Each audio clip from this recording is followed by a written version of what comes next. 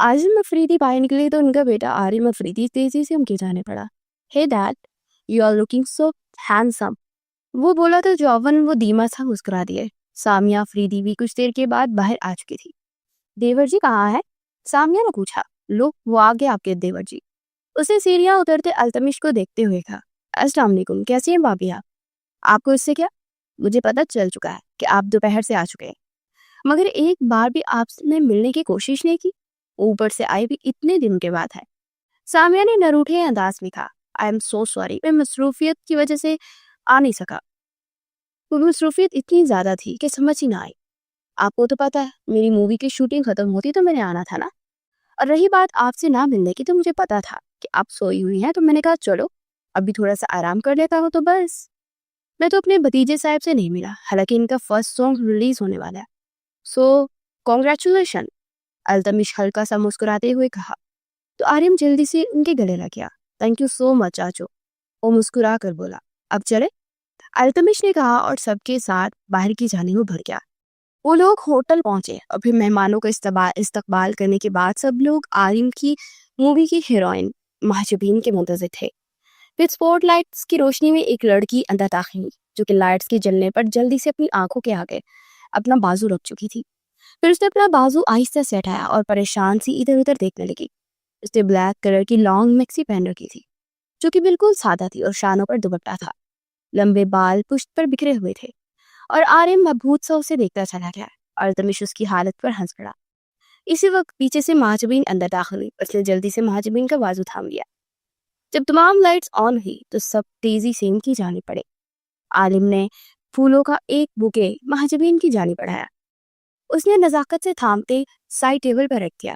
Hi miss महाजबीन, ये है मेरे चाचू और ये है मेरे बाबा, इनसे तो आप मिल चुकी हैं। वो अल्तमिश से तारुफ करवाते हुए बोला, ये मेरी सिस्टर है राइका। उसने उस पर ही पैकर का तारुफ करवाया। अल्तमिश ने गौर से उसे देखा। उस स्क्रीन से ज्यादा हसीन थी, खासतौर पर उसके चेहरे की मासूमियत। हालांकि वो एक डांसर, मॉडल और एक्ट्रेस थी, मगर ऐसी लड़कियों की मासूमियत शोबिस की दुनिया खा जाती है। फिर भी उसमें एक अजीब सी कशिश थी, जिसने काफी अरसा कबल ही अल्तमिश को अपनी जानिब मुतवज्जा कर लिया था। फिर वो लोग मीडिया के साथ कॉन्फ्रेंस करने लगे। राइका एक साइड पर चुपचाप बैठी थी। कॉन्फ्रेंस खत्म होने के बाद आर्यन उसके पास आया। आप कुछ लेंगी राइका? उसके पास आकर वो पूछा तो राइका ने नफी में सर हिलाया। क्या मैं आपके पास बैठ सकता? वो बोला तो राइका ने सर इस्पात में हिला दिया। फिर वो राइका से गुफ्तगू में मसरूफ हो गया और दूर खड़ी माजबीन कुछ सोच रही थी। जो जूस की सिप लेते हुए रुख फेर गई, मगर उसका जहन तेजी से ताने बाने बना रहा था। मिस माजबीन, ये सोच में गुम है आप? अल्तमिश ने पास आकर पूछा तो उस शख्स को देखने लगी जो उसे जहर लगता था, मगर उसकी मजबूरी थी कि वो अपनी कैफियत का इजहार नहीं कर सकती थी। मगर एक चीज वो अच्छे तरीके से जान चुकी थी कि इस घर के मर्द इन दोनों बहनों में बहुत ज्यादा दिलचस्पी ले रहे हैं, और यही वो चाहती थी। उसके साथ वाली चेयर पर बैठकर उससे नेक्स्ट एल्बम के मुतालिक को पूछने लगा। फिलहाल तो मेरा कोई इरादा नहीं है, क्योंकि मुझे कुछ अरसा आराम करना है, तो इसके बाद सोचूंगी, वो इत्मीनान से बोली। वैसे अमूमन पाकिस्तानी खवातीन की शादी 23-24 साल की उम्र में हो जाती है, मगर आपकी उम्र काफी ज्यादा हो चुकी है, शादी क्यों नहीं की? अल्तमिश ने उसे गहरी निगाहों से देखते हुए पूछा। कोई ऐसा मिला ही नहीं जो मेरे काबिल हो, और वैसे भी मेरा ज्यादा ध्यान अपने करियर की तरफ था। मुझे कुछ बनना था और वो मैं बन चुकी हूँ, सो अब उसकी बात शादी का ही सोचूंगी। अगर कोई मेरे मिजाज का मिल गया तो? वो इत्मीनान से बोली। मैं भी अब तक शादी नहीं की, क्योंकि मुझे अपने मिजाज की लड़की ही नहीं मिली। मैंने अपनी सोसाइटी में इर्द गिर्द जितनी भी लड़कियां हैं, उनका ज्यादातर मेरी तरफ रुझान इसीलिए है क्योंकि मेरा एक नाम है, एक शोहरत है, या फिर अगर कोई शादी करना भी चाहती है तो मुझे सीढ़ी बनाकर आगे बढ़ना चाहती है। मगर मैं ऐसी लड़की से शादी करना चाहता हूँ जो मेरा इस्तेमाल ना करे, बल्कि मुझसे सच्ची मोहब्बत करे, जैसे मेरे भैया की बीवी करती है। मुझे उन जैसी ही बीवी चाहिए। वो दूर खड़े आजिम अफरीदी और सामिया को देखते हुए बोला। उसके लहजे में आज भी अपनी बाबी के लिए वही मोहब्बत थी जो बरसों पहले थी। माँ जबीन को वहशत होने लगी थी। वैसे मैंने सुना है कि आपके पीछे भी किसी का हाथ है। आप हमेशा जिक्र करती हैं कि आपकी कामयाबी के पीछे कोई हस्ती है जिसका नाम आप बता नहीं सकती, मगर एक वक्त आएगा कि आप उन्हें मंजर आम पर लाएगी और हम उस वक्त के मुंतज़िर हैं। मुझे लगता है कि वो कोई मर्द होगा کیونکہ اگر مرد کی زندگی میں عورت ہوتی ہے تو عورت کی زندگی میں بھی یقیناً مرد ہوتا ہے. التمش نے کہا.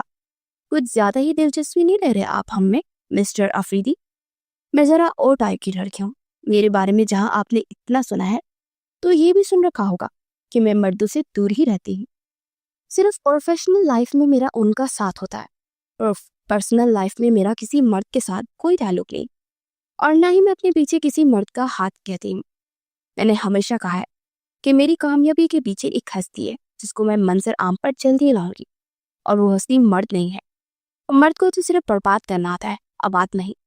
وہ سرد لہجے میں بولتی سامنے دیکھنے لگی. ایسا تھوڑی ہوتا ہے، ضروری تھوڑی ہے کہ مرد بربادی کرتا. اکثر اوقات عورتیں کہتی ہیں کہ ان کی کامیابی کے پیچھے مرد کا ہاتھ ہے. وہ بولا، او ریلی؟ اگر مرد سے مراد باپ ہے تو میرے خیال میں میرے پیچھے باپ بھی نہیں ہے، تو میں اس کا بھی سچ نہیں کہوں گی. اگر مرد کے پیچھے آپ سمجھتے ہیں شوہر ہے تو میرے نزدیک تو یہ بالکل بھی ممکن نہیں، کیونکہ مرد اپنی ایک بیوی پر راضی نہیں ہوتا، بلکہ اسے گھاٹ گھاٹ کا پانی پینے کی عادت ہوتی ہے، جسے آپ کے بھائی جان کو. میں نے سنا کہ برسوں پہلے آپ کے بھائی نے بے وفائی کی تھی آپ کی بھابھی سے. وہ تنزیہ لہجے میں بولی تو التمش گہرا سانس بھر گیا. یہی میرے بھائی کی واحد زندگی کی غلطی ہے جو آج تک معاف نہیں ہوئی. معاشرے نے معافی نہیں کیا اور کرنا بھی نہیں چاہیے. انہوں نے بھابھی کی وفاؤں کا جو صلہ دیا ہے ان کی اتنی سزا تو بنتی ہے، اور بے وفائی بھی کی تو ایک بازارو عورت کی وجہ سے. التمش کے لہجے میں آج بھی وہی نفرت تھی جسے محسوس کر کے اس کے اندر کچھ سلگنے لگا تھا. آپ جیسے انسان کو اس طرح کے لفظ بولنے سے ہی دیتا. وہ تلخ لہجے میں بولی، میں عورتوں کی بہت عزت کرتا ہوں مس ماجبی، مگر وہ عورت آپ اور بھابھی جیسی ہو تو میں اس کے علاوہ باقی عورتوں کے لیے ویسے ہی لفظ استعمال کروں گا جو میں نے اپی کیا ہے. وہ تنفر بھرے لہجے میں بولا تو ایک جھٹکے سے اٹھ کھڑی ہوئی. مجھے ایک ضروری کام یاد آ گیا ہے تو چلتی ہوں، اس پاٹ لہجے میں بولی، اور پھر اٹھ کر تیزی سے رائکا کی جانی پڑی. چلو رائکا گھر چلتے ہیں، میری طبیعت کچھ ٹھیک نہیں ہے. وہ بولی تو سامیہ اور عظیم خان ان کے پاس آ گئے. ایسے کیسے؟ کھانا کھا کر جائیے گا نا؟ سامیہ نے کہا. بہت شکریہ، لیکن میں گھر کا ہی کھانا پسند کرتی ہوں، باہر کا کھانا مجھے پسند نہیں ہے. او چلے پھر ایک کام کیجیے گا، سنڈے کو آپ ہمارے گھر آئیے گا اور آپ کی پسند کے مطابق ہم کھانا بنائیں گے. آپ کو جو بھی پسند ہو آپ ہمیں بتا دیجیے گا. سامیہ نے کہا. بہت شکریہ، میں آپ کو سوچ کر بتاؤں گی. تو بولی اور پھر رائکا کے ساتھ باہر کی جان پڑ گئی. اگلے دن التمش اپنی ایکسرسائز مکمل کرنے کے بعد اندر آیا. آرم لاؤنج میں بیٹھا کسی گہری سوچ میں گم تھا. کیا بات ہے بھتیجے، کہاں کھوئے ہوئے ہو؟ چاچو یار فون کا منتظر ہوں بسما جبین کے. انہوں نے کچھ بتایا ہی نہیں کہ اس سنڈے کو آ رہی ہیں کہ نہیں. وہ مسترب سا بولا تو التمش کے لبوں پر گہری مسکراہٹ ہو گئی. کیا یار چاچو، آپ میرا مذاق اڑا رہے ہیں؟ وہ جھنجھلا کر بولا. نہیں، میں کیوں مذاق اڑاؤں گا، میں تو بہت منتظر ہوں کہ کوئی میرا دل بھی بہت مضطرب ہے انہیں دیکھنے کے لیے. التمش نے کہا تو اندر آتی سامیہ اس کی بات سن کر ڈر گئی. کیوں؟ آپ کیوں ان کے لیے اتنے مضطرب ہیں؟ ذرا مجھے بھی بتائیے گا. سامیہ نے اس کے کان کھینچتے ہوئے پوچھا تو کہکا لگا کر ہنس پڑا. میں نے سوچا کہ میری پیاری سی بھابھی اکیلے کام سنبھال کر تھک گئی ہوں گی تو ان کے لیے ایک ادب دیورانی لے آتے ہیں. وہ مسکرا کر بولا تو اب کی بار آنند نے آنکھیں پھاڑ پھاڑ کر اسے دیکھا. او مائی گاڈ، مطلب آپ پیار میں پڑ چکے ہیں؟ لیکن آپ نے غلط جگہ پر دل لگا لیا ہے. بہت ہی خڑوس ہیں، مردوں سے سخت الرجی انہیں. پتا ہے میرے ساتھ جو یہ سانگ کی شوٹنگ تھی نا، اس میں کپل ڈانس تھا، اور میں نے جیسے ان کی کمر پر ہاتھ ڈالا تو انتہائی غصے سے مجھے دیکھنے لگی. کہنے لگی آپ نے اجازت لی کہ میں آپ کو چھو سکتا ہوں کہ نہیں. عارف ہنستے اسے بتا رہا تھا. اس کی مسکراہٹ مزید گہری ہوتی جا رہی تھی. یہی تو چیز پسند ہے مجھے، اچھا لگتا ہے اس پر ایٹیٹیوڈ، اور مجھے لگتا ہے کہ وہ میرے لیے ہی بنائی گئی ہے، اور میں اس کے ساتھ کوئی فلرٹ تو کرنے والا نہیں ہوں. ڈائریکٹ رشتہ بھیجوں گا تو مجھے لگتا ہے کہ وہ قبول کر لے گی. وہ کندھے اچکا کر بولا تو سامیہ کا چہرہ کھل اٹھا تھا. مجھے تو رائکا کا بہت پسند آئی ہے. پتا ہے مجھے لگا میرا بیٹا اس میں دلچسپی لے رہا ہے. اب مجھے کیا پتا تھا کہ ان کی بڑی بہن میں میرے دیور جی بھی دلچسپی لے رہے ہیں. سامیہ خوشگوار لہجے میں بولی. کون کس میں انٹرسٹ لے رہا ہے؟ اندر داخل ہوتے عظیم افریدی نے پوچھا تو سامیہ نے اسے ساری بات بتائی. ویسے لڑکیاں تو مجھے بھی کافی اچھی لگی، معقول ہے، اچھی فیملی کی لگتی ہیں، مگر مجھے کچھ اور بھی پتا چلا کہ ان کے آگے پیچھے کوئی نہیں ہے، کوئی خاندان، کچھ بھی نہیں ہے. اور تمہارے لیے خاندانی نام کی بہت ویلیو ہوتی ہے. آزم نے تنزیہ لہجے میں کہا. تو لب بھیج کر آئے گیا. فکر مت کیجیے, میں اس بارے میں سب کچھ جانچ پڑتال کر کے یہ سب کر رہا ہوں. اور بہت عرصے سے یہ لڑکی انڈسٹری میں ہے. اس کا ایک بہت غریب گھرانے سے تعلق رہا ہے, مگر فیملی اچھی ہے. اس کا باپ ایک اسکول کا ہیڈ ماسٹر تھا اور کافی عرصہ قبل اس کی اپنی بیوی سمیت روڈ ایکسیڈنٹ میں وفات ہو چکی تھی. اور اس کا فیملی بیک گراؤنڈ جیسا بھی ہے مگر بہت شریف خاندان ہے. التمش بولتا چلا گیا. فیملی بیک گراؤنڈ کا کیا کرنا ہے, وہ تو انسان بنا ہی لیتا ہے. اس لیے یہ کہہ رہا ہوں کہ ایک بار پھر سے سوچ لو. عازم مفریدی نے کہا. لوگوں کی طرح بے وفا نہیں میں, اپنے فیصلے لینا جانتا ہوں. اس کے لہجے میں کاٹ تھی جس پر عازم افریدی نے مٹھیاں بیچ لی. اور لوگوں سے تمہارا کیا مطلب ہے؟ اچھی طرح سے جانتا ہوں میں, عازم افریدی نے تل ملا کر کہا. اور اس سے پہلے کہ التمش مزید کچھ بولتا, سامیہ نے اسے آنکھوں ہی آنکھوں میں منع کیا تو لب بھیج کر اپنے کمرے کی جانب پڑ گیا. کچھ دیر گزری تو اس کو موبائل بجنے لگا. اس نے نمبر دیکھا تو مہاجبین کا تھا. اس کے لبوں پر دل فریب سی مسکراہٹ رقص کرنے لگی. بخیر راغلے, میں آپ ہی کو یاد کر رہا تھا, اور دیکھے آپ کو فون آ گیا. بڑی لمبی عمر ہے آپ کی, وہ مسکرا کر بولا. بہت شکریہ مسٹر التمش, لیکن آپ مجھے یاد کیوں کر رہے تھے؟ دوسری طرف سے اسپارٹ لہجے میں پوچھا گیا. بس ایسے ہی. کیوں؟ میں آپ کو یاد نہیں کر سکتا. ویسے دنیا میں کئی مریض عشق ہوں گے جو آپ کی ایک جھلک دیکھنے کے لیے آپ کو ہمیشہ یاد کرتے ہوں گے. بہت دھیمی سی مسکراہٹ سے وہ بولا تو دوسری طرف ایک پل کے لیے خاموشی چھا گئی. اچھا, میں اس سنڈے کو آپ کی طرف ڈنر کے لیے آ رہی ہوں. کچھ دیر کے بعد اسی طرح سے اس نے کہا تو التمش کے چہرے پر مسکراہٹ گہری ہو گئی. تھینک یو سو مچ مس, کہیں آپ اس قابل ہمیں سمجھا. آپ نے ہماری دعوت کو آپ نے قبول کیا. میں بھابھی کو بھی جا کر خوشخبری دیتا ہوں, وہ بولا, اور دوسری طرف سے خدا حافظ بول کر کال کاٹ دی گئی. سچ میں بڑی خڑوس لڑکی ہے یہ, وہ بڑبڑاتا ہوا باہر نکل گیا. خدا خدا کر کے آج اتوار کا دن تھا. آرین کی نگاہیں تو بار بار گیٹ کی جانب اٹھ رہی تھی. پھر مغرب سے کچھ دیر پہلے مہاجبین اور رائکا پہنچ چکی تھی.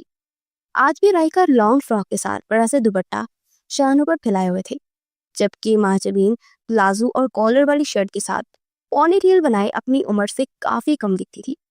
وہ 28 سال کی تھی مگر بامشکل 23-24 کی لگتی تھی. وہ سب سے ملنے کے بعد لیونگ روم کی جانب بڑھ گئے. باتوں باتوں میں رشتے کی بات چھیڑی تو مہاجبین چونک گئی.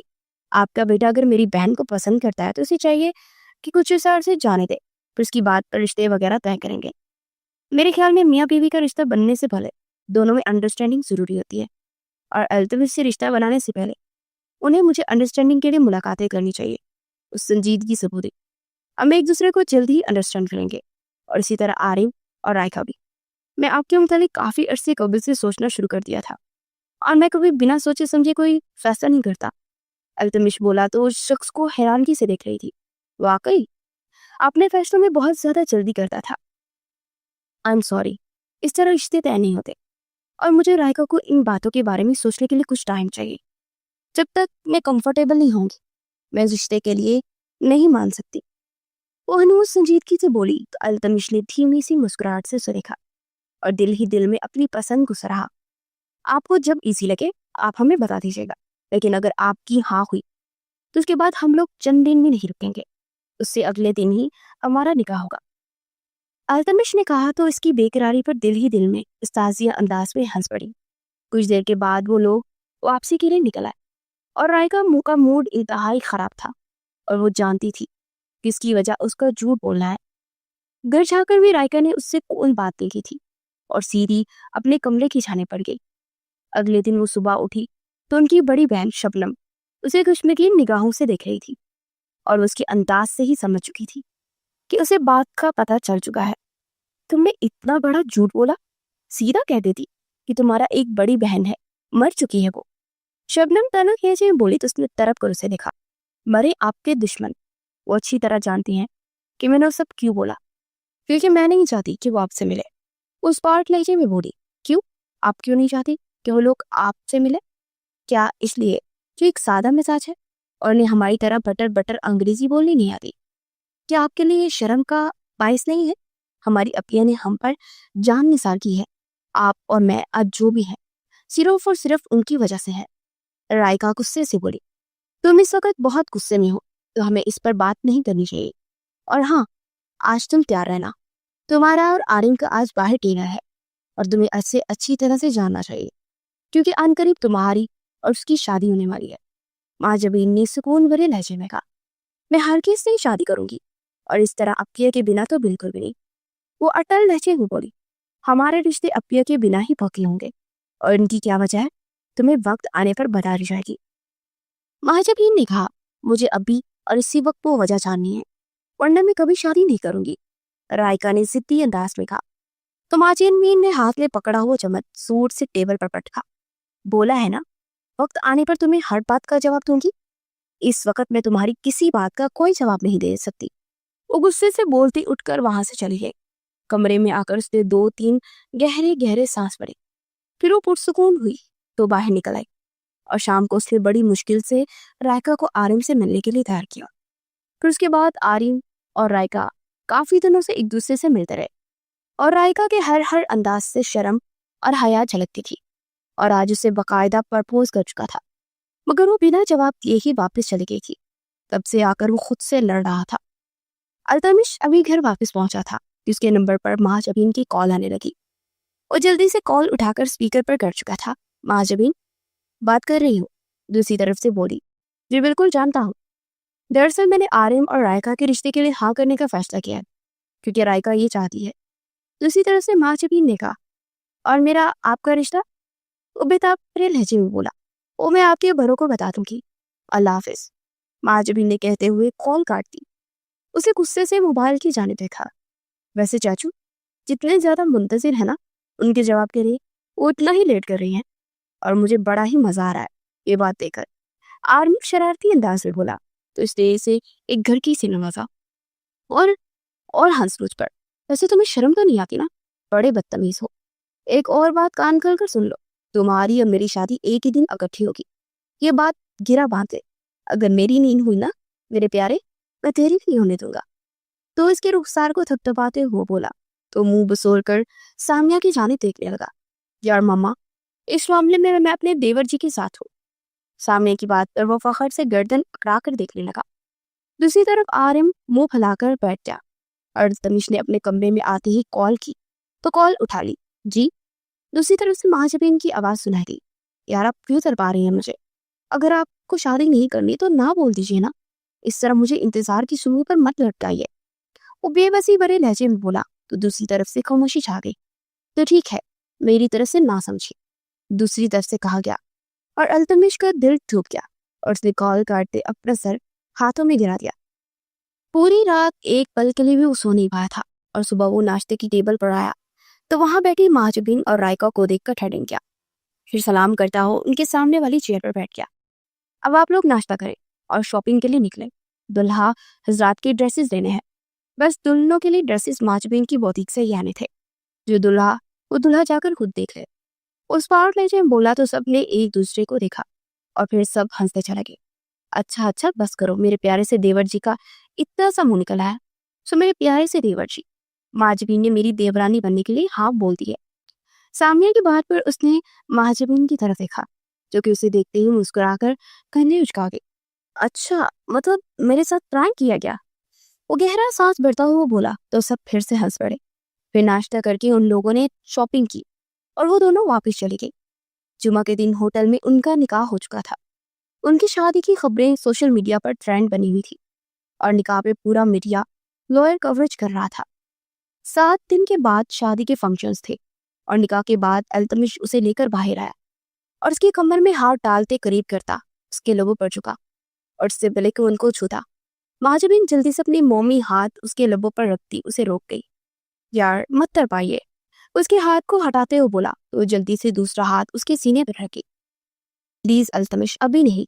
उसे पीछे को धकेलते हुए रुख फेर कर बोली तो अल्तमिश उसकी ग्रेस पर चंचलाहट का शिकार हुआ, मगर वो गहरा सांस भरता खुद को कंपोज करता उसे पीछे हक करता करीब कर गया। फिर उसकी गर्दन रुखसार पर अपने सुलगते हुए लपकता चला गया, और वो उसके लम्ब से खुद को जलता हुआ महसूस कर रही थी। फिर वो उसे आहिस्ता से छोड़ता हुआ पीछे हुआ, और दीवार से टेक लगाए उसे गहरी निगाहों से देखने लगा। फंक्शंस की खत्म होते ही वो दोनों इन्हें गाड़ी तक छूटने आए। आर्यन में झुककर रायका के माथे पर लग रखे और सिमट सी गई। گاڑی آگے بڑھی تو سیٹ کی بیک سے ٹیک لگائے گہرے گہرے سانس بننے لگی. اسے اپنی گردن اور رخسار ابھی بھی جلتے ہوئے محسوس ہو رہے تھے. گاڑی پورچ میں کھڑی ہوئی تو اپنی باری ڈریسز سنبھالتی اندر آئی تو وہاں بیٹھے اذان کو دیکھ کر وہ ٹھٹک گئی. وہ سنجیدگی سے دیکھتا پاس آیا اور انہیں گہری نظروں سے دیکھنے لگا.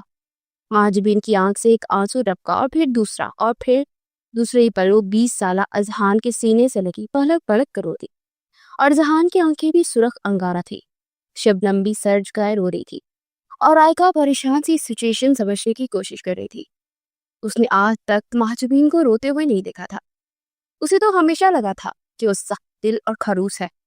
پھر وہ اذہان سے دور ہوتی جا کر شبنم کی گود میں سر رکھے روتی. اذہان نے رائکا کے گرد بازو پھیلا کر اس کے سر پر بوسہ دیتے ہوئے ساتھ لگایا. ماہی، رائکا آپ آرام کیجیے دونوں، شبنم نے کہا تو دونوں چپ چاپ اٹھ کر اندر کی جانب بڑھ گئی. وہ کمرے میں آتے ہی شاور لینے چل گئے. شاور کے نیچے کھڑی نیم گرم پانی سے مل مل کے اپنے رخسار اور گردن کو صاف کر رہی تھی. اسے خود سے کراہت محسوس ہو رہی تھی. فریش ہو کر نکلی تو اس کا فون بج رہا تھا. اس نے اسکرین پر دیکھا تو التمش کی ویڈیو کال تھی. اس کا حلق کڑوا ہو گیا. اس نے 2-3 گہرے گہرے سانس پڑے اور پھر کال اٹینڈ کرتے سامنے ڈریسنگ پر موبائل رکھتے ٹاول سے بال صاف کرنے لگی. اسے باتھ روم میں دیکھ وہ ایک پل کے لیے مبہوت سا رہ گیا. ارے آپ اس وقت کیوں نہائی؟ وہاں ٹھنڈ ہے، وہ بولا. بس بال الجھ گئے تھے تو شاور لینا پڑا. وہ بالوں میں ٹاول لپیٹ کر اپنے ہاتھوں کو موئسچرائزنگ کرنے لگی تھی. یار دل بےتاب ہو رہا ہے تمہیں یوں اس طرح دیکھ کر، اور معنی خیز انداز میں بولا تو وہ لب کھینچ کے رہ گئی. اس وقت فون کیوں کیا ہے؟ اس پارٹ لہجے میں پوچھا اس نے. کیوں کیا؟ میں فون نہیں کر سکتا کیا تمہیں؟ بیوی ہو میری؟ التمش نے کہا. مگر میرے آرام کرنے کا وقت ہے mister Afridi, so good night. وہ جلدی سے بولی. پہلے اچھے سے گڈ نائٹ تو بول دیں. وہ ہلکا سا مسکرا کر بولا تو وہ باب مشکل مسکرائی.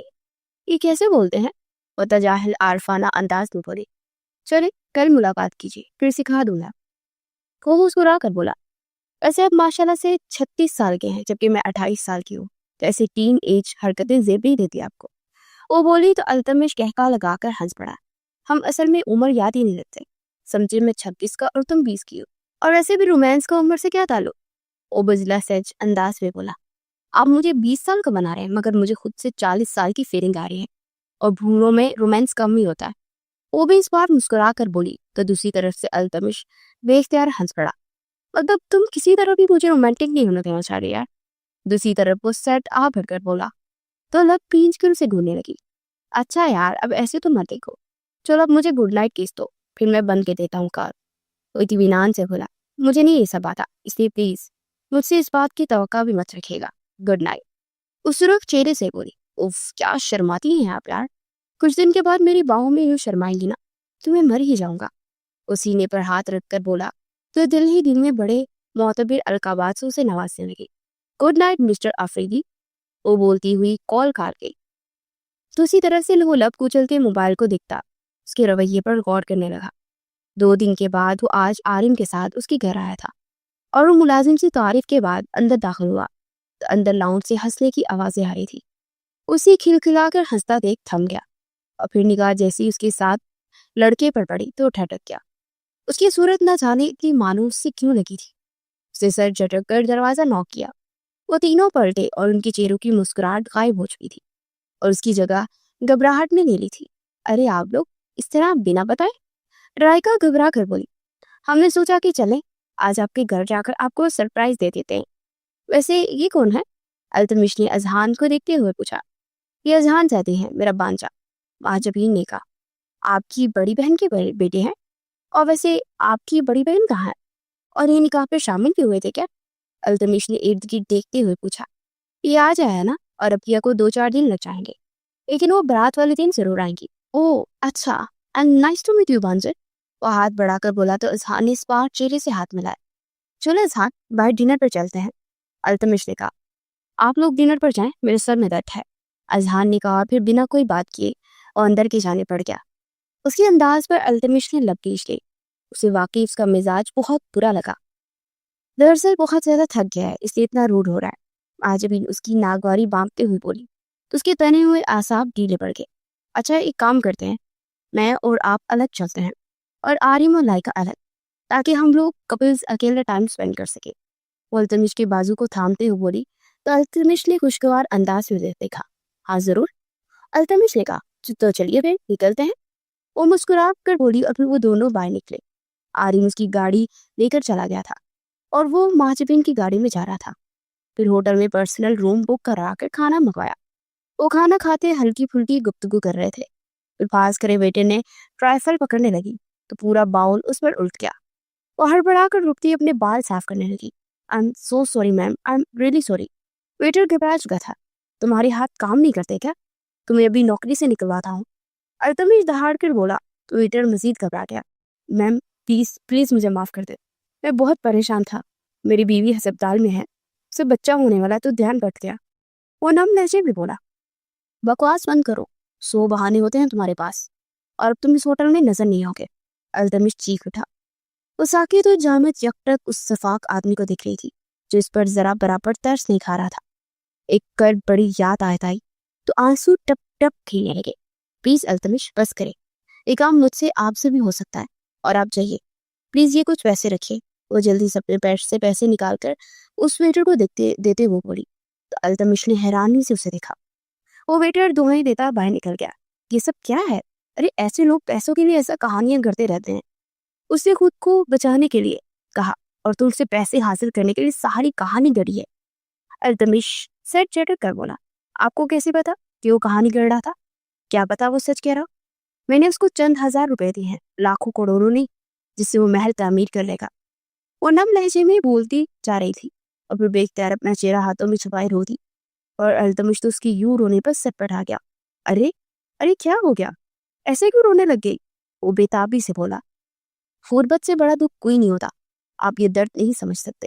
وہ بولی آئی ایم سو سوری، تم ٹھیک کہہ رہی ہو، مجھ جیسا سونے کا چمچ لے کر پیدا ہونے والا انسان واقعی ان حالات کا اندازہ نہیں کر سکتا جس سے ایک غریب انسان گزرتا ہے۔ وہ لب پیچ کر بولا، میں واش کر کے آتی ہوں۔ وہ کہتی ہوئی واش روم کی جانے پڑی، اور پھر کچھ دیر کے بعد پلٹی، یہ نل نہیں چل رہا، ذرا دیکھیے پلیز۔ وہ باہر نکل کر بولی تو اٹھ کر واش روم میں آیا تو نل کھولنا چاہا تو وہ کھولا ہی نہیں۔ اس نے مزید زور آزمائی کی تو نل ٹوٹ گیا اور چھت پر لگے شاور سے چھم چھم پانی برسنے لگا۔ پانی ہلکا سا نیل گرم تھا۔ وہ بھیگے چہرے سے اپنے بال ہٹاتے ہوئے مڑی تو اس کا پاؤں مڑا، اور اس سے پہلے کہ وہ پھسل تھی اور نرمی سے اسے اپنی باہوں میں بڑھتا دیکھنے لگا۔ اس کے بھیگے ہونٹ اس کے اندر ہلچل مچا رہے تھے۔ اسے دیوار سے لگا تھا اس کے لوگوں کو اپنی دسترس ملے تھا، اسے بھی اپنے ساتھ مدہوش کر گیا۔ پھر وہ شرٹ اٹھاتا اس پر اپنی محبت برسانے لگا۔ پھر وہ ایک دم سے پیچھے دھکیلتے باہر جانے لگی تو اس کی بازو سے گھسیٹ کر پھر سے دیوار سے لگا گیا۔ وہ پلیز التمش، یہ سب ٹھیک نہیں۔ وہ بے چینی بھرے لہجے میں بولی، شش آج مت رکو ورنہ یہ دیوانہ مر جائے گا۔ وہ بے خود انداز میں اس کے لوگوں کو چھونے لگا تو پھر سے اس کی سائڈ سے ہوتی گزرنے لگی تو اسے پیچھے سے باہوں میں بڑھ گیا۔ پلیز التمش، وہ کامتے لہجے میں بولی، مجھے حق ہے مائی لو۔ وہ گمبھیر لہجے میں بولتا اسے سینے میں بھیج گیا۔ پھر باتھ روم اسے تھماتے ہوئے باہر نکل گیا۔ وہ فریش ہو کر نکلی تو باتھ روم میں تھا۔ میں نے کپڑوں کا کہہ دیا ہے، کچھ دن میں بابی کی اسسٹنٹ لے کر آ جائے گی، وہ بولا تو کچھ کہے بغیر کانپتی ہوئی بیڈ پر بیٹھ گئی۔ سردی لگ رہی ہے؟ اس کی نیلے پڑتے ہونٹوں کو دیکھ کر بولا، جی پانی، بہت ٹھنڈا آ گیا تھا۔ وہ کانپتے ہوئے بولی، واٹ؟ تو میری جان تم باہر نکل آتی۔ وہ تشویش کی بڑی نگاہوں سے دیکھتے ہوئے بولتا، ہیٹر آن کرنے لگا، مگر وہ بھی نہیں چل رہا تھا، انتہائی بیکار ہوٹل ہے۔ وہ غصے سے ریموٹ پٹک کر بولا، اور پھر اس کے بال خشک کرتا بیڈ پر لٹاتا اس کے برابر آس کے اس کے ہاتھوں کو اپنے سینے پر رکھ گیا۔ اس کے سینے سے لگی ابھی بھی کانپ رہی تھی، اسے خود میں بھیج گیا۔ پھر کچھ ہی دیر میں وہ پرسکون ہو کر سو گئی۔ وہ اپنے جذبات پر قابو پاتے اسے تکیے پر سیدھا کرتا بیڈ گراؤنڈ سے ٹیک لگاتا اس کے سبھی چہرے کو دیکھنے لگا۔ بس کچھ دن اور، یہ دوری پھر پورے حق سے جتاؤں گا میں، وہ اسے دیکھتے ہوئے بولا، اور پھر دروازہ ناک ہونے پر وہ چونک اٹھا اور دروازہ کھولا تو ویٹر کپڑوں کا بیگ لیے کھڑا تھا۔ وہ بیگ رکھتا اس کے برابر آ کر لیٹ کر اسے کھینچ کر اپنی باہوں میں بڑھتا، اس کا سر سہلاتے ہوئے آنکھیں موڑ دیا۔ مہاجبین کی آنکھ کھلی تو کمرے میں گھپ اندھیرا تھا۔ اس نے ہاتھ ادھر ادھر مارا تو التمش کی بیڑ پر ہاتھ رکھتے وہ چیخے مارتی ہوئی اٹھی، اور اسی وقت لائٹس آن ہوئی اور پورا کمرہ روشن ہو گیا۔ وہ ہڑبڑا کر مہاجبین کو دیکھنے لگا جو کانوں پر ہاتھ رکھ کے چیخے مار رہی تھی۔ ماہی ریلیکس، یہ میں ہوں، اسے کندھوں سے جھنجھوڑ کر بولا تو وہ چیخنا بند کرتی ارد گرد کے ماحول کو دیکھتی اس کی طرف مڑی تو شرٹ لیس صرف ٹراؤزر میں تھا اور خود باتھ روم میں تھی.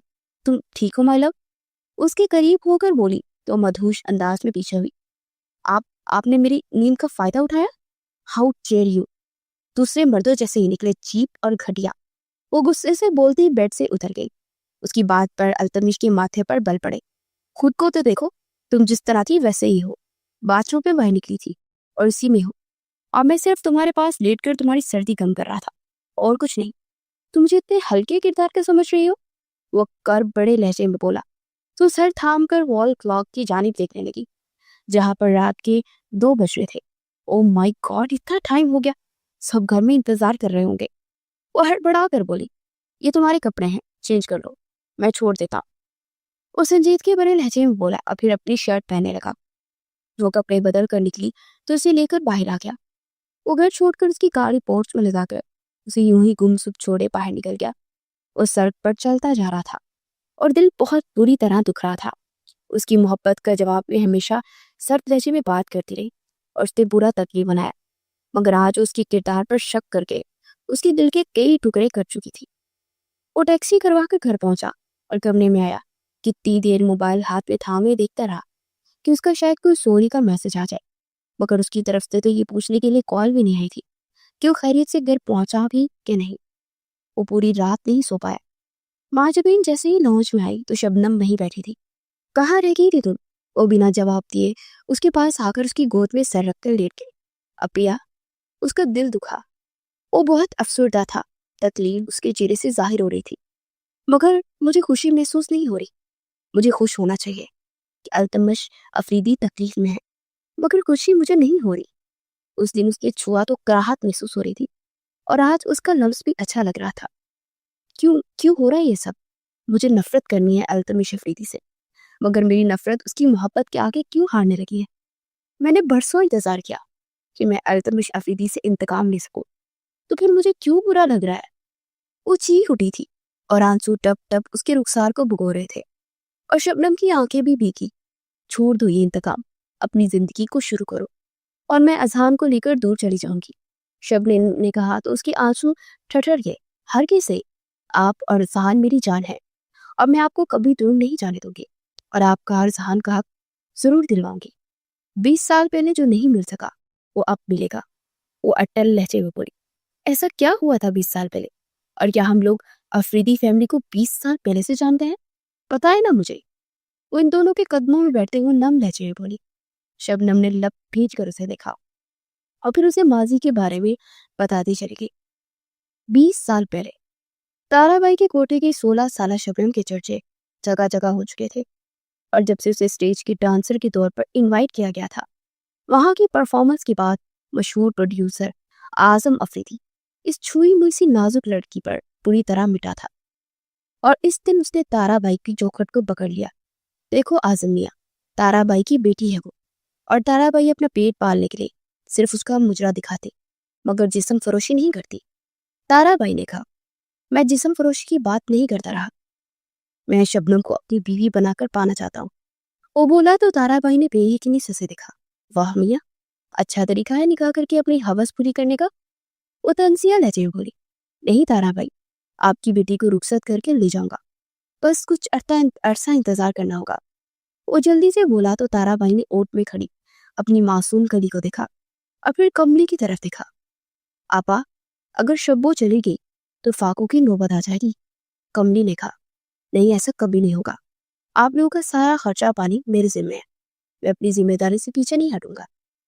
اعظم افریدی نے کہا تو تارا بائی گہری سوچ میں ڈوب گئی. اگر سے تم عزت کے ساتھ رخصت کرنا چاہتے ہو تو میں راضی ہوں، تارا بائی نے کہا. اور پھر اسی دن شبنم اور اس کا نکاح ہو گیا. وہ شبنم سے اکیلے میں ملا تو چھوئی ہوئی سی لڑکیوں کو اسے قریب دیکھتے مزید دیوانہ ہو گیا. پھر وہ ہفتے کے 3 دن اس کے پاس آتا تھا، اس کے ساتھ عہد کرتا، اس سے محبت کی باتیں کرتا، اور شبنم اس کی محبت پر یقین کرتے چلے گئے. اس نے شبنم کو سختی سے ناچنے سے بھی منع کیا تھا اور جن سے تارا بائی کا کوٹھا ویران ہو چکا تھا. مگر تارا بائی پھر بھی بہت مطمئن تھی، لیکن کملی کو کبھی بھی کسی طرح بھی چین نہیں تھا. اسے نہ جانے کیوں ڈر لگتا تھا کہ شخص بھی ایک نہ ایک دن چھوڑ کر چلا جائے گا اور ان کے فاقے کے دن آ جائیں گے۔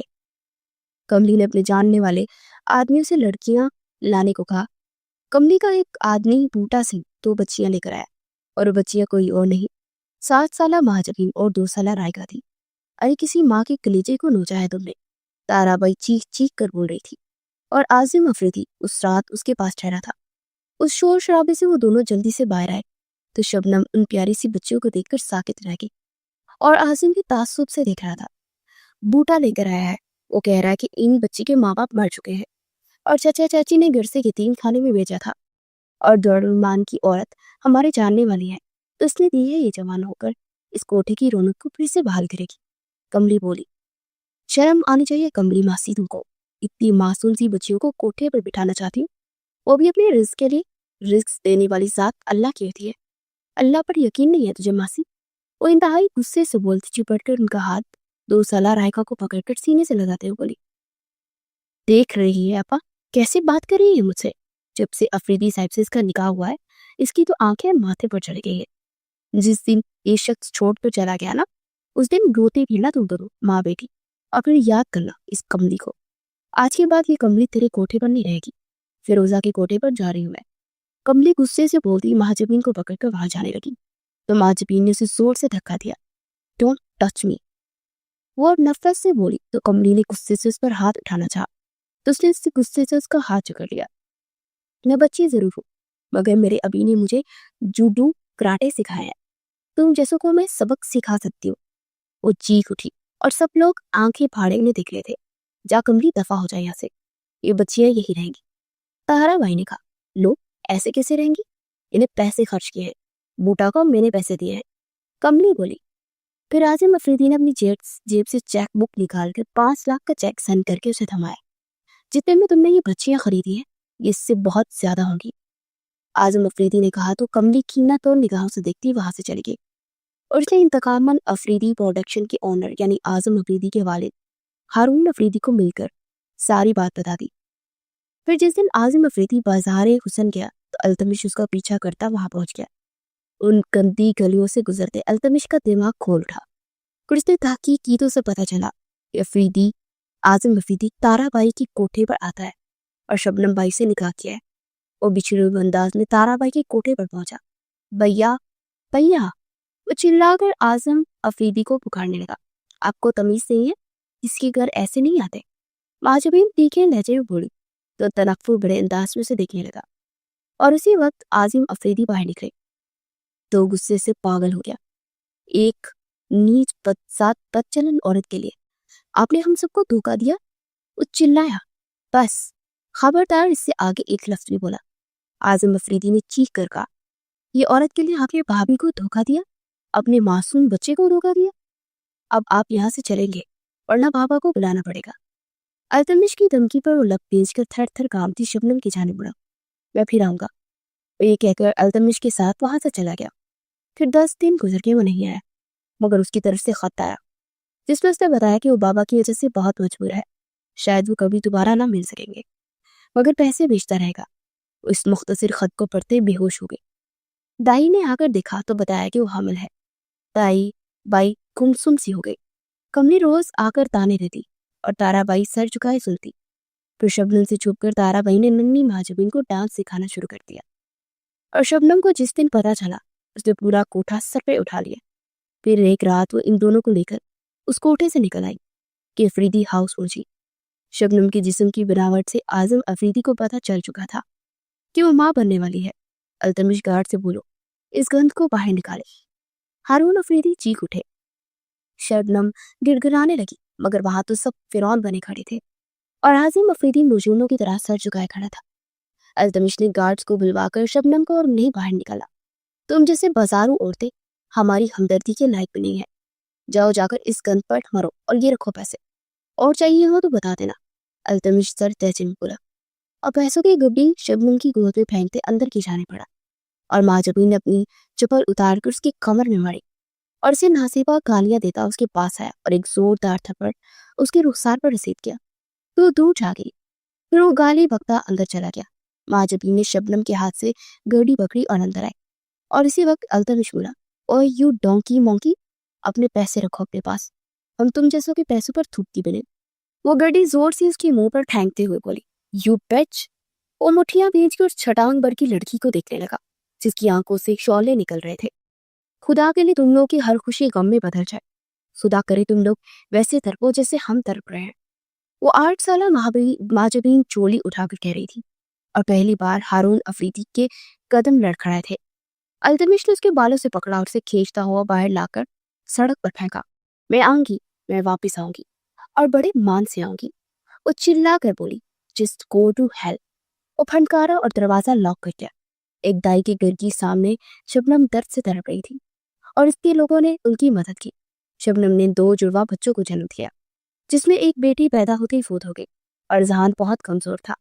گندے مندے کپڑوں میں لپٹے شبنم اذہان کو سینے سے لگائے تڑپ تڑپ کر ایسی رو کہ سب کی آنکھیں بیت گئی۔ 3 گزرتے جا رہے تھے۔ وہ لوگ روکھی سکی انہیں دے دیتے۔ پھر شبنم ایک دن انہیں دے کر دارالعلوم چلی گئی اور وہاں کی میڈم اچھی تھی۔ کچھ دن میں شبنم اور ماجبین سینا پرونا سیکھ چکی تھی، اور پھر ایک دن میڈم کی مدد سے شبنم وہاں سے لے کر انہیں ایک محلے میں شفٹ ہو گئی۔ وہ اور ماجبین لوگوں کے کپڑے سیتی تھی، اور دن میں ماجبین اور رائکا اسکول جاتی اور ساتھ ماجبین دنیا جہان کے ڈانس سیکھ رہی تھی۔ ایسی مہارت سے ناچتی کہ سب بے خود ہو کر دیکھتے رہ جاتے۔ 8 سال گزر چکے تھے اور وہ کالج کے فنکشن میں ایک ڈرامہ میں ہیروئن کا کردار ادا کر رہی تھی، اور ایکٹنگ کے ساتھ ڈانس دیکھ کر ایک تھیٹر والے نے اسے اپنے تھیٹر کے لیے کام کرنے کو کہا، اور پھر تھیٹر سے وہ ڈائریکٹ ایک فلم کے لیے سائن کرتی شوبز کی دنیا میں چلی گئی۔ محض 2 سالوں میں اس نے اپنا ایک مقام بنا لیا۔ پھر وہ 20 سال کی تھی جب اس نے گھر خریدا اور اپنے باپ اکرم زیدی کے نام کی تختی لگوائی۔ وہ ماجبین زیدی آج شوبز کی دنیا کا ستارہ بنی تھی، اور اسی شخص کی بیوی بھی جو برسوں پہلے دھکے مار کر انہیں افریدی ویرا سے نکال چکا تھا۔ وہ ماضی سے ہال میں واپس آئی تو رائکا کے چہرہ آنسو سے تر تھا۔ ان لوگوں کو اپنی عزت بہت پیاری ہے، اور میں ان کمزوروں کا فائدہ اٹھاتے ان کے گھر جاؤں گی۔ اور میرے بارے میں جاننے کے بعد التمش افریدی کے چہرے کے تاثرات کیسے ہوتے ہیں یہ دیکھنے کے لیے میں بہت بےتاب ہوں۔ ماجبین نے کہا، مجھے کوئی فکر نہیں ہے میری زندگی برباد ہوتی ہے کہ نہیں، مگر ایسے لوگ سبق سکھانا سچ میں بہت لازم ہوتا ہے۔ میں آپ کے ساتھ ہوں۔ رائکا نے کہا، نہیں میری جان، تم اس بارے میں عارم سے کوئی بھی بات نہیں کرنی، اور مجھے یقین ہے وہ لوگ بھی عارم تک یہ بات پہنچنے نہیں دیں گے۔ یہ انتقام میں اکیلی لوگ میں نے بتاؤں گی کہ میں نے برسوں پہلے جو ان سے وعدہ کیا تھا نا وہ پورا کر دیا ہے۔ مہاجبین نے کہا، پھر آنچیں صاف کر دی اپنے کمرے کی جانب بڑھ گئی۔ آج ان کی شادی کا پہلا فنکشن تھا۔ وہ لوگ سٹیج پر بیٹھے تھے اور التمش ان کی طرف دیکھ رہا تھا جس کا چہرہ آج بھی ہر قسم کے جذبات سے عاری تھا۔ نہ جانے ہوئی تھی پتھر دل کیوں تھی۔ پھر اس کا ہاتھ تھام کر ٹیرس پر چلایا۔ کیوں ہو تم ایسی؟ تمہیں کوئی فرق نہیں پڑتا کیا کہ میں تم سے ناراض ہوں؟ تم نے اس دن مجھے ہرٹ کیا اور ایک بار بھی سوری نہیں بولا۔ اس کے کندھوں سے تھامتے ہوئے بولا، آپ ناراض تھے مجھ سے؟ مجھے لگا کہ مصروف ہے، میری طرح اور ناراض کیوں تھے؟ وہ اتنی معمولی سی بات پر حد ہوتی ہے کسی چیز کی۔ وہ اس کے ہاتھ پیچھے ہٹاتے دور ہونے لگی تو اس سے کھینچ کر اپنی باہوں کے حصار میں لے گیا۔ کیوں تڑپا رہی ہو مجھے؟ کوئی دشمنی ہے کیا؟ ایسا تو کوئی دشمنوں کے ساتھ بھی نہیں کرتا ہوگا جیسا تم میرے ساتھ کرتی ہو۔ کیوں ہو تم اتنی پتھر دل؟ اس کی کندھوں پر اپنے لب رکھتے ہوئے گمبھیر لہجے میں بولا تو کرب سے اپنی آنکھیں میچھی۔ اس کا یہ چھونا، اس کی ہی باتیں اس کے دل میں ہلچل سی مچا رہی تھی، اور وہ بار بار خود کو یاد کروا رہی تھی کوئی یہاں پر انتقام لینے آئی ہے، نہ کہ محبت کے لیے۔ مگر بدتمیز دل مان ہی نہیں رہا تھا۔ آنی، یہاں ہے آپ؟ اذہان کی پکار پر وہ گہرا سانس بھرتا پیچھے ہوا۔ او آئی ایم سوری، غلط ٹائم پر لگتا ہے انٹری کرتی، لیکن بہت ضروری کام ہے تو آپ کی بیگم صاحبہ کو لے کر جا رہا ہوں۔ اذہان نے کہا اور پھر اس کا ہاتھ تھامے نیچے کی جانب پڑ گیا۔ وہ بھی سرد آ بھرتا ان کے پیچھے نیچے آ گیا۔ پھر مہندی کے فنکشن سے فارغ ہو کر وہ لوگ گھر کے لیے نکل گئے۔ وہ گھر پہنچے تو شبنم کا رو رو کر آنکھیں سرخ تھی۔ کیا ہو گیا پیا؟ کیوں رو رہی ہیں آپ؟ کیوں؟ تمہیں نہیں پتا میں کیوں رو رہی ہوں؟ اپنی زندگی کو برباد کر رہی ہوں تم دونوں، اور میں کچھ بھی نہیں کر پا رہی ہوں۔ شبنم ہچکیوں سے روتی ہوئی بولی، آپ فکر مت کیجیے، کوئی نہیں برباد ہو رہا۔ وہ اپنائیں گے اور اپنے گھر میں لے کر بھی جائیں گے، کیونکہ التمش افریدی کو اپنا نام نسب بہت پیارا ہے، اور اپنے خاندان کے وقار پر کوئی بھی داغ برداشت نہیں کر سکتا، اور میں ان سے کوئی ذاتی انتقام نہیں لے رہی۔ آپ کا حق لینے کے لیے سب کر رہے ہیں۔ ہمارے ساتھ جو کچھ بھی ہوا میں اسے بھول جانا چاہتی ہوں. میرا صرف اور صرف فوکس اس بات پر ہے کہ اذہان کو اس کے باپ کا نام ملے اور عازم افریدی پوری دنیا کے سامنے اسے اپنا بیٹا تسلیم کرے. چھوڑ دو اس مقصد کو. کل میں شادی پر نہیں جاؤں گی اور میرا نہ جانا ہی بہتر ہے. شبنم نے کہا. تو ٹھیک ہے, پھر کل صبح کوئی ہم میں سے اس گھر میں نہیں جائے گا اور وہاں ان دونوں کی بارات ہمارا انتظار کرتی واپس پلٹ جائے گی. وہ اطمینان سے بولی تو شبنم نے جھنجھلا کر اسے دیکھا. کل کے لیے تیاری مکمل کیجیے کیونکہ اب اس راز سے پردہ اٹھ جانے کا وقت آ چکا ہے اور آپ کو فائنلی ان کے سامنے جانا ہے. اس پارٹ لہجے میں بولی اور لٹ کر اپنے کمرے کی جانے پڑ گئی. اگلے دن بارات پہنچ چکی تھی اور وہ دونوں سٹیج کی جانے پڑی جہاں پر ان کے دلہا حضرات ان کی استقبال کے لیے کھڑے تھے. میڈیا کوریج کر رہا تھا. ہر طرف ان کی جوڑیوں کو سراہا جا رہا تھا. ان دونوں کا ہاتھ ہمیں اذہان سٹیج پر آیا اور سٹیج پر آتے ہی میڈیا کو اشارہ کر کے اپنی طرف بلانے لگی. وہ لوگ تیزی سے پاس ہے اور ان کی تصاویر لینے لگے. مجھے آپ سب کو اس ہستی سے ملانا ہے جس سے ملنے کے لیے آپ پرسوں سے انتظار کر رہے ہیں. وہی ہستی جو میری کامیابی کے پیچھے ہے. پلیز ویلکم محترمہ شبنم سعدی. اس نے تعارف کرواتے ہوئے کہا. پھر سیڑھیوں سے سپوٹ لائٹس پڑی اور وہاں اذہان کھڑا تھا اور اس کے ساتھ ہی پیچھے شبنم سامنے ہوئی تو عازم, التمش اور سامیہ ساکت رہ گئے. التمش نے زخمی نگاہوں سے اسے دیکھا جو رائکا کے ساتھ اسٹیج سے اتر کر شبنم کی طرف بڑھ رہی تھی اور دونوں اس کی گلے لگ چکی تھی. التمش مٹھیاں بھینچ کر کھڑا تھا. پھر وہ شبنم کو لے کر اسٹیج پر آ گئی. فوٹو شوٹ کے بعد شبنم سائیڈ والے صوفے پر بیٹھ گئی. اپنی چہرے پر مسکراہٹ لائیے ورنہ میڈیا سوچے گا کہ ضرور کوئی نہ کوئی بات ہے اور کل کی سرخیوں میں افریدی فیملی کی باتیں ہی ہوگی. سو پلیز مائی لو. وہ مسکراتے ہوئے بولتی جا رہی تھی اور التمش غصے سے جیسے پاگل ہو رہا تھا اور سامیہ کا چہرہ تو دھواں دھواں ہو رہا تھا مگر عازم افریدی گمسم سے کھڑی گئی. رخصتی کروا کر وہ لوگ گھر پہنچے تو التمش نے اندر آتے لاؤنج کے وسط میں پڑے ٹیبل پر پڑا کرسٹل کا واز اٹھا کر زور سے سامنے LT پر دی مارا کیونکہ وہاں اس کی شادی کا فوٹو شوٹ دکھایا جا رہا تھا. تم لوگوں کی ہمت بھی کیسے ہوئی ہمیں دھوکہ دینے کی. اس کے کندھے سے پکڑے چیخ کر بولا. آواز دھیمی رکھیے مسٹر افریدی کیونکہ میں ایسے لہجے برداشت نہیں کرتی. اور ہاں, میں یہاں کوئی باغ تو نہیں آئی ہوں. باقاعدہ بینڈ باجا پرات لے کر گئے تھے آپ. میرے عشق میں پاگل تھے آپ. دوسری بات, برسوں پہلے میں نے کہا تھا نا کہ میں واپس آؤں گی. لو, میں آ گئی. اب نکالو یہاں سے. کیسے نکالتے ہو؟ وہ صوفے پر بیٹھتے اطمینان سے بولی. کیا ہو رہا ہے یہ سب, کوئی مجھے بتائے گا؟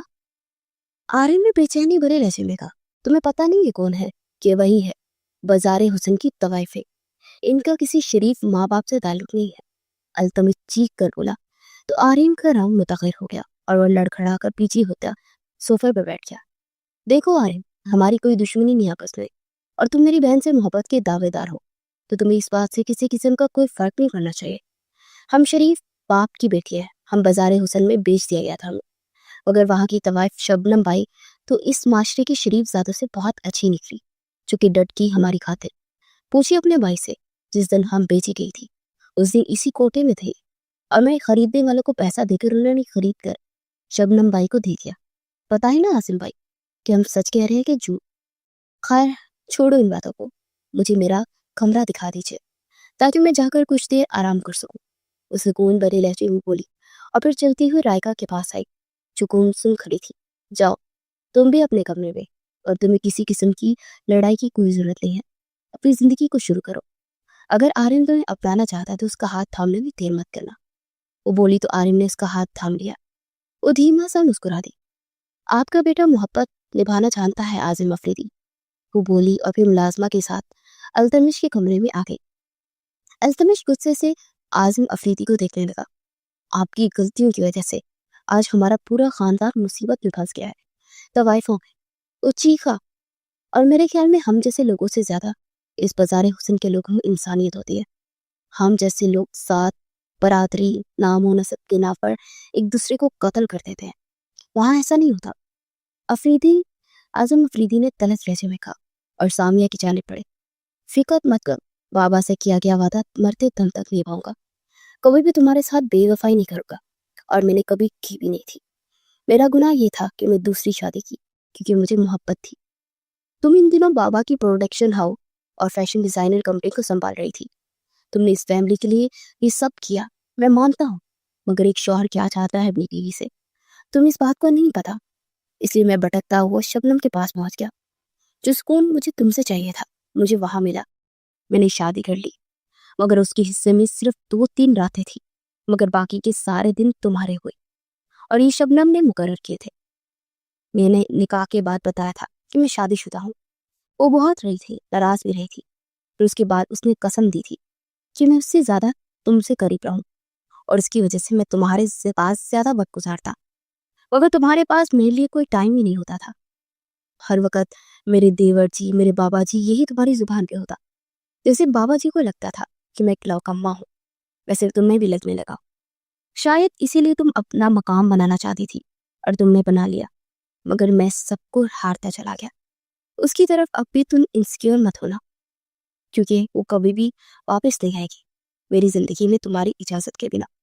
اگر وہ چاہتی نا تو پوری دنیا کو اکٹھا کر کے افریدی ہاؤس کے باہر دھرنا دے سکتی تھی، مگر اس نے ایسا نہیں کیا، کیونکہ وہ میرے اور تمہارے بیچ کبھی آنا چاہتی ہی نہیں تھی، اور چلی گئی وہ چپ چاپ یہاں سے، اور دوبارہ اپنی اولاد کو لے کر یہاں نہیں آئی۔ اگر وہ چاہتی تو اپنی اولاد کے نام پر یہاں پر آ سکتی تھی۔ عظیم افریدی بھی پھٹ پڑے تھے، وہ سر جھٹک کر باہر نکل گیا۔ اس کا کمرے میں جانے کا کوئی ارادہ نہیں تھا۔ وہ وہاں سے نکل کر اپنے فلیٹ پہ پہنچا، جہاں پر اس کی دوست جو کہ ایکٹریس بھی تھے وہاں بھی موجود تھی۔ اس نے غصے میں اپنے لیے الکحل منگوائی اور کتنی دیر بیٹھا اس حرام مشروب کو اپنے اندر اتارتا رہا۔ آپ آج تو آپ کی شادی ہے نا، تو یہاں پر کیوں ہیں آپ؟ مایا نے پاس آتے کے سوال کر ڈالے۔ میری بیوی نے مجھے دھوکہ دیا ہے، اسے مجھ سے محبت نہیں ہے، وہ کر بڑے لہجے میں بولا۔ کس قسم کا دھوکہ سر؟ مایا نے پوچھا، اور وہ اس سے پہلے کہ کچھ بولتا اس کی بند آنکھیں ہوتی چلی گئی، اور صبح جب آنکھ کھلی تو وہ بیڈ پر شرٹ لیس موجود تھا اور کمرے میں سسکیوں کی آواز آ رہی تھی۔ اس نے گردن موڑ کر دیکھا تو مایا گھٹنوں میں سر دیے بیٹھی تھی، اور اس کے جسم میں موجود کپڑے جگہ جگہ سے پھٹے ہوئے تھے۔ وہ ہڑبڑا کر اٹھتا اس کے پاس آیا۔ کیا ہوا ہے مایا؟ مجھے برباد کر دیا آپ نے، اپنی ہوس پوری کر لی آپ نے رات مجھ سے، وہ بولی تو التمش بدک کر پیچھے ہٹتا پھٹی پھٹی نگاہوں سے اسے دیکھنے لگا۔ بکواس مت کرو، جھوٹ کیوں بول رہی ہو تم؟ اچھی طرح سے جانتا ہو تم جیسی لڑکیوں کو۔ وہ غصے سے دہاڑا اور پھر جلدی سے شرٹ پہنتا وہاں سے نکلتا چلا گیا۔ وہ گھر پہنچ کر سیدھا اپنے کمرے کی جانے پڑا۔ وہ کمرے میں آیا تو دشمن جان پرسکون سی بیڈ پر بیٹھی چائے پی رہی تھی۔ ہے گڈ مارننگ سویٹ ہارٹ، اٹھ کر اس کے پاس آ کر اس کے گلے میں باہیں ڈالتے ہوئے بولی، تو اس کے حسین چہرے سے نگاہیں چرا گیا۔ کیا ہوا؟ آج کس کرنے کو دل نہیں کر رہا بیبی کا؟ تم تو اتنے بیتاب تھے مجھے چھونے کے لیے، اب کیا ہوا؟ کسمی نا؟ اپنے ہونٹ اس کے چہرے کے پاس لاتے ہوئے بولی، تو اس نے کھا جانے والی نگاہوں سے اسے دیکھ کے اس کے جبڑے بیچ کر دیوار سے چپکایا۔ تم جیسی لڑکی پر میں تھوکنا بھی پسند نہیں کرتا، تم طوائفوں کا کام ہی یہی ہے، دوسرے کے گھروں میں آگ لگانا۔ وہ تلخ لہجے میں بولا تو اس کی بات پر مہاجبین کا چہرہ سرخ ہو گیا۔ اپنی حد میں رہے مسٹر التمش، میں نے آپ سے پہلے بھی بولا کہ میں طوائف نہیں ہوں۔ وہ تب کر بولی، پلیز میرے منہ مت لگو، میرا دماغ پہلے ہی بہت زیادہ خراب ہوا ہے۔ وہ غصے سے بولتا واش روم کی جانب پڑ گیا۔ وہ فریش ہو کر باہر لاؤنج میں آیا ہی تھا کہ اسی وقت انسپیکٹر عمر اندر داخل ہوئے۔ Mister Altamash Afridi, you are under arrest, وہ بولا تو سب چونک کر کھڑے ہو گئے۔ کس جرم میں؟ عاظم افریدی غصے سے بولے، مس مایا کا ریپ کرنے کے جرم میں۔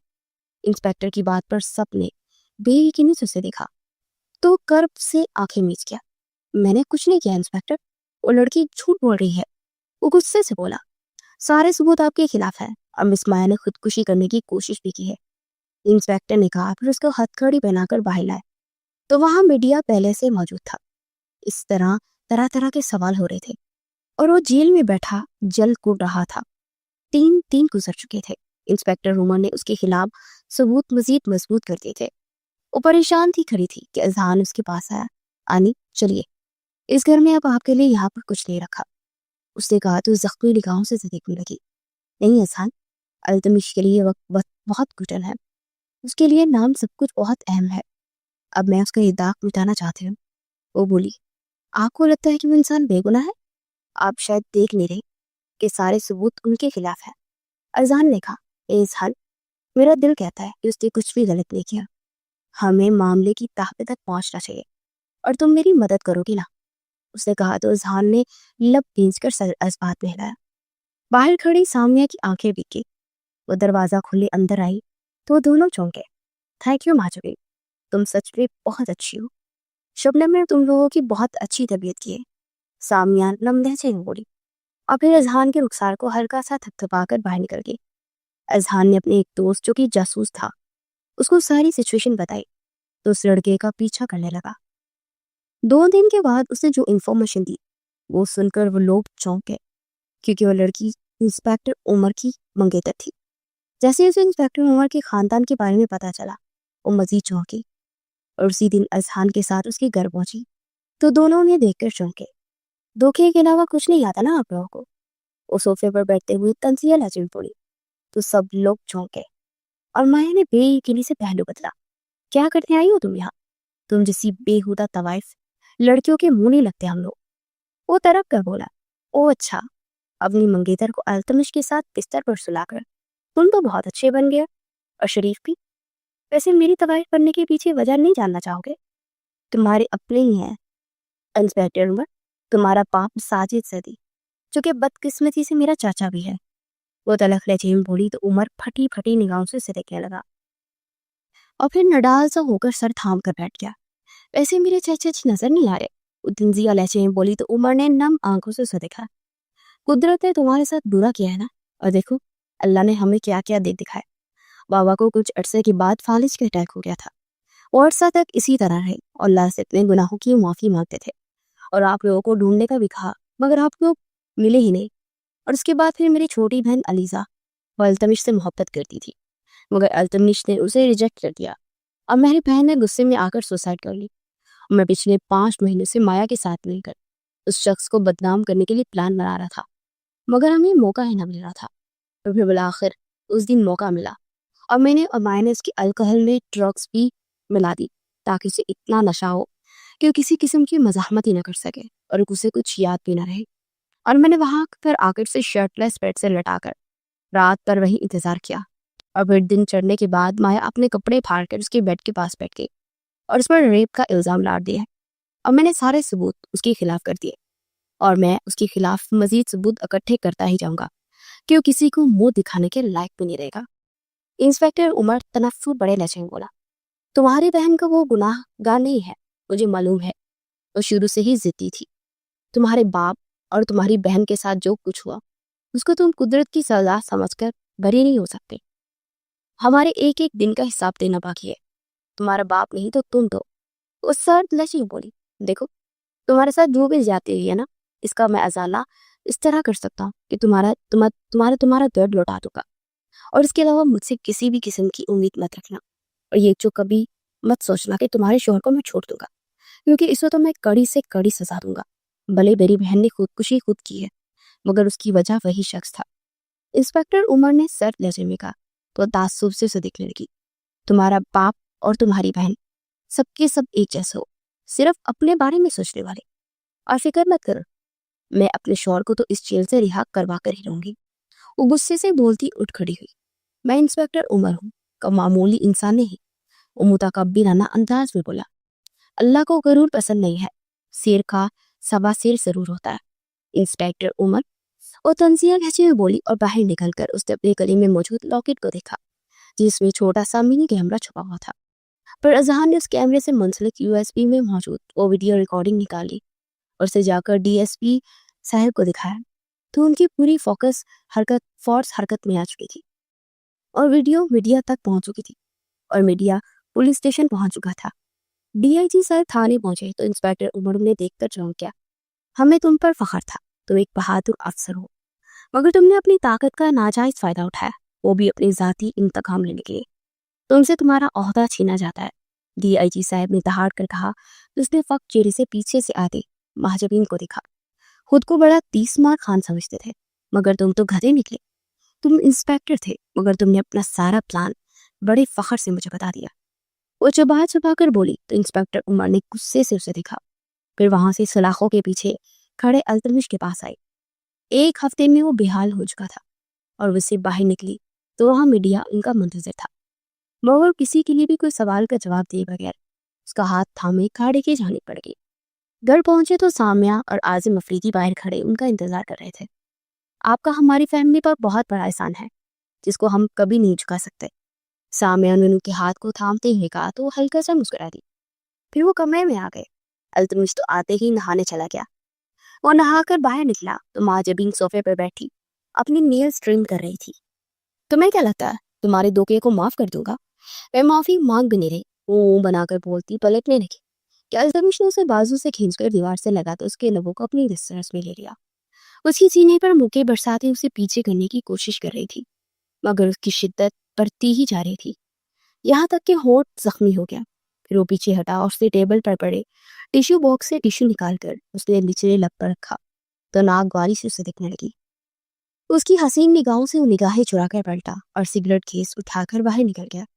وہ جھولے میں بیٹھا عالم کے متعلق سوچ رہا تھا۔ اس نے رائکا کو نہ صرف اپنایا بلکہ بہت باتوں پر پردہ بھی اٹھایا۔ وہ خود سے شرمندہ تھا۔ اگلے دن صبح مہاجبین اٹھی تو باہر ایک رونق لگی تھی۔ وہ منہ ہاتھ دھو کر نیچے آئی تو وہاں بیٹھی سامیہ کے ساتھ باتیں کرتی شبنم کو دیکھ اس کے قدم ٹھڑک گئے۔ اذہان اور عالم سر جوڑے کوئی بات کر رہے تھے اور التمش عازم افریدی ایک سائڈ پر بیٹھے لیپ ٹاپ پر لگے تھے۔ وہ الجھی سی اٹھ کر کچن کی جانب پڑ گئی۔ پھر شام کو شبنم واپس لے گئی تو وہ بے چین سی آ کر ان کے پاس بیٹھ گئی۔ یہاں پر کیوں بیٹھے ہو؟ گھر کیوں نہیں گئے ابھی تک؟ وہ جھنجھلا کر بولی۔ کیوں بھائی تمہیں کیا تکلیف ہے؟ اور اب سے میری بابی یہی رہیں گی، تمہیں کوئی اعتراض ہے؟ التمش نے اس کے پیچھے آتے ہوئے کہا تو اس نے آنکھیں پھاڑ پھاڑ کر اس خڑوس کو دیکھا جو کہ مسکرا رہا تھا، اور شبنم کی آنکھوں میں بھی خوشی اور نمی تھی۔ سچ؟ وہ نم لہجے میں بولی تو شبنم نے سر جھکا لیا۔ پھر رات کو وہ کمرے میں آئی تو التمش اسی کا منتظر تھا۔ وہ جلدی سے دوسری طرف منہ کرتے لیٹ گئی۔ پھر التمش کا ہاتھ اس کی کمر سے رینگتا رخسار پر ٹھہرا تو اس کی دھڑکن پھک سی گئی۔ پھر اسے بازو سے کھینچ کر سیدھا کر کے ڈائریکٹ اس کی آنکھوں میں دیکھنے لگا۔ نگاہیں کیوں نہیں ملا رہی ہو؟ ہمت نہیں ہے کیا؟ اس کی تھوڑی سے تھامتے گمبھیر لہجے میں بولا تو اس نے آہستہ سے نظریں اٹھا کر اسے دیکھا اور پھر جلدی سے جھکا گئی۔ التمش ہلکا سا مسکرا دے اس پر جھکا اور پھر اس کے چہرے کے ہر نقش پر لپکتا چلا گیا۔ زور سے آنکھیں میچ کر سانس روکے وہ لیٹی تھی۔ وہیں سانس تو لے لو، اس کے کان کی لو کو لبوں سے چھوتے ہو بولا، مگر وہ ہنوز یوں ہی لیٹی تھی۔ آئی ایم سوری، لاکھوں کروڑوں بلکہ دنیا میں جتنی بھی گنتی ہے اتنی بار سوری، تمہاری ہر تکلیف کی وجہ بننے پر سوری۔ اس کے کان کی لو کو لبوں سے دباتے ہو بولا تو اس نے سسکاری بڑی اور پھر اس کی آنکھوں کے کنارے سے آنسو بہنے لگے۔ التمش نے اسے باہوں میں بڑھا تو اس کے سینے پر لگی تڑپ تڑپ کر رو دی۔ بس میری جان، آج کے بعد ان آنکھوں میں کبھی آنسو نہیں آنے دوں گا۔ وہ گمبھیر لہجے میں بولا تو اس سے الگ ہوتی تھوڑی دور ہوئی۔ تو ابھی معاف کرنے کو تیار نہیں ہو؟ وہ گہرا سانس بھرتے ہوئے بولا، میں بہت تھکی نہیں ہوں، مجھے نیند آئی ہے۔ وہ بولی تو التمش گہرا سانس بھر کر رہ گیا۔ اگلے دن صبح وہ اس کی اٹھنے سے پہلے ہی کمرے سے باہر نکل گئی تھی اور شبنم اور سامیہ کے ساتھ بیٹھی میگزین دیکھ رہی تھی کہ جبھی وہ فریش سا باہر آیا اور نازمہ کو چائے کا کیا تھا اس کے پاس آ کر بیٹھ گیا۔ اس کے بیٹھنے پر جلدی سے اٹھی اور باہر سوئمنگ پول ایریا میں آ گئی۔ کچھ دیر کے بعد وہ بھی چائے کا مگ تھامے وہاں آیا اور ستون سے ٹیک لگائے اسے دیکھنے لگا۔ آپ کے ساتھ مسئلہ کیا ہے؟ کیوں بول رہے ہیں آپ؟ وہ ہلکا سا مسکراتا مگ سائڈ پر رکھتے اس کی جانب پڑا تو ہڑبڑا کر پیچھے ہو لگی اور یہاں تک کہ وہ سوئمنگ پول کے کنارے پر پہنچ گئے۔ التمش نے پیچھے دیکھا اور پھر اس کی کمر میں ہاتھ ڈالتا سوئمنگ پول میں گرا تو وہ ہڑبڑا کر باہر نکلنے لگی۔ پھر التمش اس کی کمر میں ہاتھ ڈالنے سے قریب کرتا اس کے لبوں کو نرمی سے دسترس میں لے گیا اور مہاجبین نے غصے سے اس کے نچلے ہونٹوں پر کاٹا تو ہڑبڑا کر پیچھے ہوا۔ اٹھتا فج ہوا درد مجھے بھی ہوا تھا۔ وہ اطمینان سے بولتی مڑنے لگی کہ وہ جلدی سے اسے کھینچ کر باہوں میں بڑھ گیا۔ تم ہونٹوں کے علاوہ کہیں بھی کاٹا تو کچھ نہیں بولوں گا، وہ بولا تو اس نے مڑ کر اسے دیکھا تو اتاریے شرٹ، وہ بولی تو التمش نے سٹپٹا کر اسے دیکھا۔ کیا ہوا؟ نکل گئی ہوا؟ بس بڑی ٹوٹی چھوڑ نہیں آتی ہے، وہ تنزیہ لہجے میں بولی تو التمش نے سنجیدگی سے اسے دیکھتے اپنی شرٹ کے بٹن کھولے تو اب کی بار سٹپٹانے کی باری اس کی تھی۔ اب لو اپنا بدل، وہ بولا مجھے ضروری کام ہے۔ وہ گڑبڑا کر بولتی تیزی سے پلٹنے لگی کہ اس کی کمر میں ہاتھ ڈالتا اس کی آنکھوں میں دیکھنے لگا۔ ڈر گئے کیا؟ التمش نے اکسایا تو غصے سے اس کی عین دن کے مقام پر اپنے دانت کاٹ چکی تھی۔ التمش مسرور کر درد محسوس کرتے آنکھیں میچ گیا اور پیچھے ہٹی تو اس کے دانتوں کے نشان تو تھے اور آس پاس ہلکی ہلکی خون کی بوندیں۔ مہاجبین نے نم آنکھوں سے اسے دیکھا اور پھر نرمی سے اس پر لب رکھے تو وہ ہلکا سا مسکرا دیا۔ کہیں پیار تو نہیں ہو گیا مجھ سے؟ وہ شرارتی لہجے میں بولا تو اس کی گلے لگی، تڑپ تڑپ کر روتی۔ التمش اسے یوں ہی باہوں کے حصار میں لیے کھڑا تھا، پھر اسے گود میں اٹھائے، سوئمنگ پول سے باہر آ کر گود سے اتارا۔ آج رات مت تڑ پانا ورنہ جان نکل جائے گی۔ التمش نے کہا تو اس نے تڑپ کر اپنا ہاتھ اس کے لبوں پر رکھ دیا اور پھر جلدی سے ہٹا بھی لیا۔ رات کو التمش کمرے میں آیا تو وائٹ کلر کی شیفرون کی ساڑی میں کیا مٹا رہی تھی۔ التمش اسے باہوں میں بڑے اس پر اپنا حق جتانے لگا۔ I love you sweetheart، وہ گمبھیر لہجے میں بولے۔ I love you too، وہ نم لہجے میں بولتی اسے جیسے خوشی سے پاگل کر گئی، اور وہ اسے اپنے پیار کی برسات میں بخودا چلا گیا۔